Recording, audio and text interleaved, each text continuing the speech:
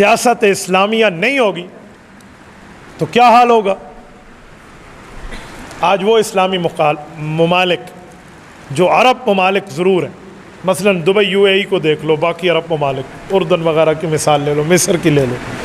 جہاں اسلامی علماء کی سیاست کا عملی پہلو نہیں ہے، جہاں علماء کرام میدان عمل میں نہیں ہیں، وہاں کے حالات کیا ہیں؟ کسی مولوی کو کہو کہ ذرا حکومت کی مخالفت کے باوجود کوئی ایک حدیث پڑھ کے سنا دے، ایک پڑھ کے سنا دے، کوئی مسئلہ سنا دے جو حکومت وقت کی منشا کے خلاف ہو، دوجی بار چاہ کہ جیل ہی نہ لڑکا کھڑا میں بچے کو مارو ہزاراں تے گینو 12، جو حال اس کا ہوگا پھر سمجھ آ جائے گی۔ آج ہم یہاں بیٹھ کر مسائل پر یہ علماء آپ کی قیادت کرتے ہیں، چہ جائے کہ حکومت کی مخالفت ہو، ہم دین کی معاملے میں بلا خوف تلائم چل رہے ہیں، کسی لومت تلائم کی پرواہ نہیں ہے۔ اس کی وجہ اسلامی علماء کا کردار ہے۔ اور باتیں چھوڑیے، اور باتیں نکالیے، میں صرف ایک بنیادی بات عرض کرتا ہوں۔ یہ آپ کے اور میرے جیب میں ایڈنٹی کارڈ موجود ہے، شناختی کارڈ، یہ ہم ایڈنٹی کارڈ اپنے پاس رکھتے ہیں۔ یہ جو ایڈنٹی کارڈ ہے،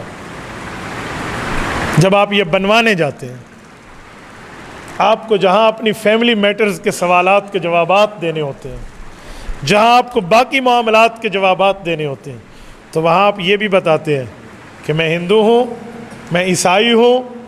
میں پارسی ہوں یا میں مسلمان ہوں۔ یہ فرق کرنا پڑتا ہے۔ علماء کرام کی محنت تھی کہ شناختی کارڈ میں ختم نبوت کے خانے کی بحالی کروائی کہ بھائی قادیانی بھی تو خود کو مسلمان کہہ دے گا، وہ کتے کے نام پہ بکرے کے نام پہ کتے کا گوشت بیچ رہا ہے، گائے کے نام پر گدھا بیچ رہا ہے، اسلام کے نام پہ کفر پھیلا رہا ہے، اس کا علیحدہ مینشن ہونا چاہیے کہ آپ قادیانی ہو یا مسلمان ہو۔ آپ کو اس کا جواب دینا پڑتا ہے، اس کی وجہ اسلامی علماء کا کردار ہے۔ میں ایک چھوٹی سی مثال دے رہا ہوں جو آپ کے اور ہم سب کے پاس موجود ہے۔ اگر اس سے بھی تھوڑا آگے بڑھیے تو امیر شریعت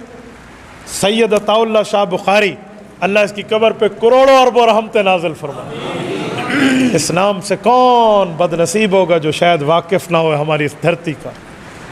عطا اللہ شاہ بخاری، مرزا قادیانی اس سے یوں کانپتا تھا کہ مرزا نے ایک بار حضرت بخاری رحمہ اللہ کے لیے آرگومنٹ پاس کیا کہ میں انگریز کی حکومت سے ایک مطالبہ کرتا ہوں۔ کہا ایک وہ چاقو جو 3.5 سے 4 انچ کا ہو، اس پر حکومت وقت کی طرف سے پابندی ہے۔ اے میری حکومت، تم عطا اللہ کی زبان پہ پابندی کیوں نہیں لگاتے جس کی مجلس احرار اسلام کی زبان راس کماری کی چوٹیوں سے لے کر خیبر کی چوٹیوں تک لمبی ہے۔ یہ مرزا کا کمنٹ تھا، یہ مرزا بولتا تھا تو مزہ تو آیا نا یار، ہمارے شعر کی چوٹ ایسی ہے کہ کافر چونک اٹھا، مزہ تو آیا۔ یہ آج کی بات ہے، مجھے انگلینڈ سے ایک دوست نے، ابھی میں یہاں مدرسے میں تھا مدینۃ العلم میں، تو ایک واٹس ایپ آیا جب آپ تشریف لائے، اس کے بعد کی بات ہے، انگلینڈ سے ہمارے ایک دوست ہے مولانا محمد یونس سے، مجھے کہا صاحب یہ لنک ہے ذرا اس کو پڑھیے۔ میں نے اس لنک کو کھولا تو یہ 4 دن پہلے کی بات ہے، قادیانیوں کے آفیشیل پیج سے میرے نام کی تردید جاری ہوئی کہ ہمارے دشمنوں میں جو سب سے بڑا معاملات چلا رہا ہے انٹرنیٹ پر، یہ مفتی عبدالواحد قریشی ہے، اور انہوں نے میرا نام لے کر تردید کی۔ اس میں پہلے مرزا کی مسرور کی بات فلاں، میں ابھی دیکھ رہا تھا۔ اللہ کی قسم مجھے بہت خوشی ہوئی،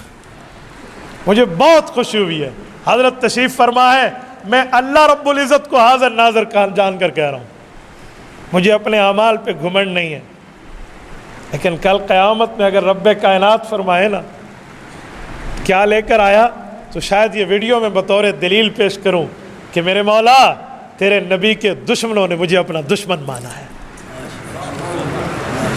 بطور دلیل پیش کروں۔ میرے دوستو، کتنی بڑی خوش نصیبی کی بات ہے کہ 7 سمندر دور بیٹھا ملت قادیانیہ کا کافر اعظم یوں کانپ رہا ہے۔ یہ محنت ہوتی ہے انٹرنیٹ کی۔ آج مجھ سے وہاں علماء سوال کر رہے تھے کہ ہمارے لیے سوشل میڈیا کا استعمال، میں نے کہا جائز استعمال تمہارے لیے وجوب کے درجے میں، کبھی نہیں چھوڑنا، کبھی نہیں چھوڑنا۔ تو میرے دوستو، حضرت بخاری کی بات کر رہا تھا۔ حضرت بخاری رحمۃ اللہ تعالی علیہ نے 1953 میں جو تحریک ختم نبوت چلائی 10 لاکھ مسلمان بے گھر ہوئے، 1 لاکھ مسلمان زخمی ہوئے، 10,000 مسلمانوں کی شہادت ہوئی، لیکن یہ مسئلہ اسمبلی سے منظور نہ ہو سکا، حتیٰ کہ 28 اگست 1961 کو حضرت عطا اللہ شاہ بخاری اس دھرتی سے تشریف لے گئے، دائی اجل کو لبیک کہہ گئے، ہمیں داغ مفارقت دے گئے، لیکن امیر شریعت کی زندگی میں اس کی آنکھوں نے قادیانیت کو کافر اقلیت قرار دلواتے ہوئے نہیں دیکھا۔ کیوں؟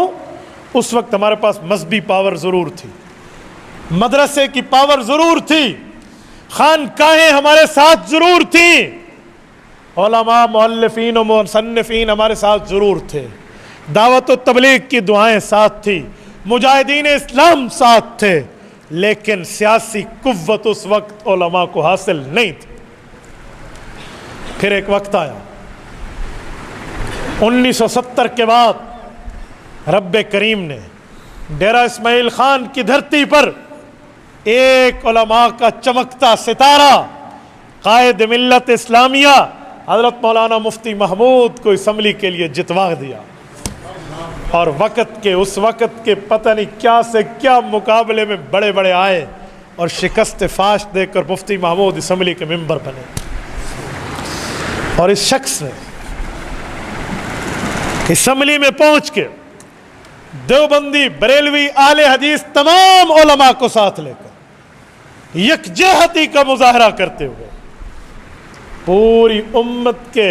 زعماء کی قیادت کرتے ہوئے اسمبلی کے لوگوں کو اس بات پر آمادہ کر لیا کہ ہمیں اوپن ڈیبیٹ کرنی چاہیے، کھلی بات کرنی چاہیے، اسمبلی کے فورم پہ قادیانیوں کو بلا کر انہیں موقع دینا چاہیے کہ اگر تم خود کو مسلمان کہتے ہو، اگر تمہارا دعویٰ اسلامی ہے، اگر تمہارا یہ اعلان ہے کہ تم مسلمان ہو، آؤ دلیل کی دنیا میں اسمبلی کی forum per point of the order کے تحت خصوصی آرڈیننس میں ہم تمہیں یہاں بلاتے ہیں، آ کر اپنے اسلام کو ثابت کرو تم کیسے مسلمان۔ اس وقت اسمبلی سے باہر تحریک محدث جلیل علامہ سید یوسف بن نوری رحمہ اللہ کی قیادت میں زوروں پر تھی، اور اسمبلی کے اندر تمام مسالے کے اسلام متفق ہو کر قائد ملت اسلامیہ مولانا مفتی محمود کے پرچم تلے تھے، اور وہ دنیا نے وقت دیکھا، چشم فلک نے وہ منظر دیکھا جو اس پوری دھرتی پر کہیں نہیں ہے۔